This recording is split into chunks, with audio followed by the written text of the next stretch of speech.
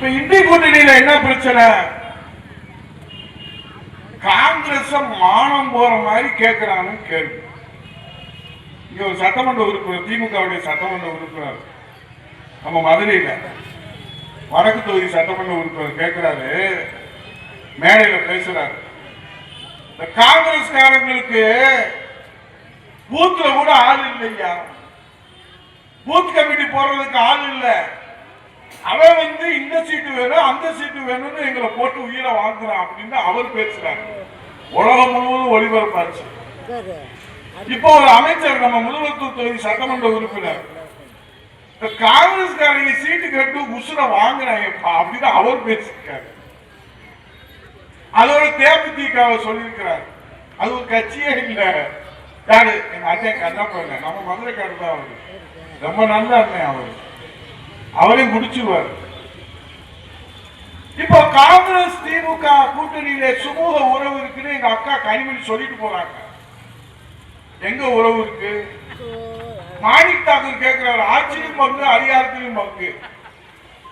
அதுக்கு யார் பதில் சொல்றது? சொல்ல முடியல. அப்ப கூட்டணிக்குள்ள குழப்பம். வீரபாண்டி சொல்றாரு, நாங்கள் கூடுதலாக சீட்டு கேட்போம். அவர் முத்தரசன், ஆமா நாங்க கூடுதலாக கேட்போம். அவர் பாலகிருஷ்ணன், மார்க்சிஸ்ட் கம்யூனிஸ்ட், அவர் சொல்றாரு, நாங்கள் கூடுதலாக சீட்டு கேட்போம். இப்போ அந்த கூட்டணிக்குள்ள பாத்தீங்கன்னா நம்முடைய எழுச்சி தமிழராக இருக்கக்கூடிய திருமாவளவன் சொல்றாரு, நீங்க அவங்களை சேர்த்தீங்கன்னா நாங்க வெளியே போயிடுவோம். அப்ப அந்த கூட்டணியில எவ்வளவு நெருக்கடி இருக்கு, சுமூகமான உறவு இருக்குதுன்னு நம்ம ஸ்டாலின் அதுலயும் பொய் சொல்றாரு. கூட்டணி சுமூகமா இருந்தா குழு அமைச்சு இத்தனை சீட்டு அறிவிக்க வேண்டியதான, குழு அமைக்கிறதுக்கு நாங்க 22ஆம் தேதிக்கு மேலதான் அறிவிப்போன்றார். ஏன்?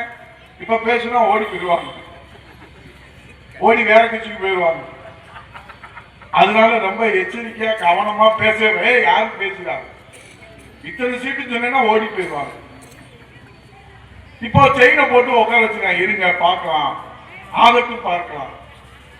அதைத்தான் எங்க புரட்சி தமிழக எடப்பாடியார் அவர்கள் ஒவ்வொரு கூட்டத்திலும் சொல்றாரு, இந்தி கூட்டணி அது பெண்டி கூட்டணி, நொண்டி கூட்டணியாக ஆகிவிட்டது. ஆனால் என்டிஏ கூட்டணி, தேசிய ஜனநாயக கூட்டணி வலிமையான கூட்டணியாக, வெற்றி கூட்டணியாக இருக்கிறது. அது நொண்டி கூட்டணி, இது வெற்றி கூட்டணி. என்டிஏ கூட்டணி வெற்றி கூட்டணி, இந்தி கூட்டணி நொண்டி கூட்டணி.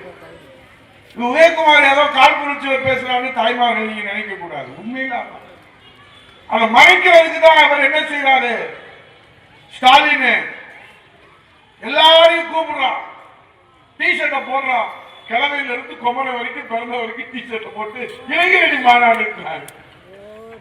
பாட்டி வரைக்கும், பிறந்த குழந்தை வரைக்கும் சேலையை வாங்கி கொடுத்து சுடிதார், ஒரு சுடிதார் போட்டு ஒரு பாட்டி வருது. என்னன்னு கேட்டேன், தம்பி இந்த கொடுமையை பார்த்தியாப்பா, சேலதரையோடு கூட்டாயப்பா வந்தப்பா, இப்படி எங்க சுடிதார வாங்கி போட்டாயப்பா, அது அழு விட அழுகாது, நீயே அங்க போற அப்படின்னு. என்னப்பா சேலத்தரை இப்படி நிலைமையில கேள்விட்டு சிரிக்கிறதா அழுகிறதா?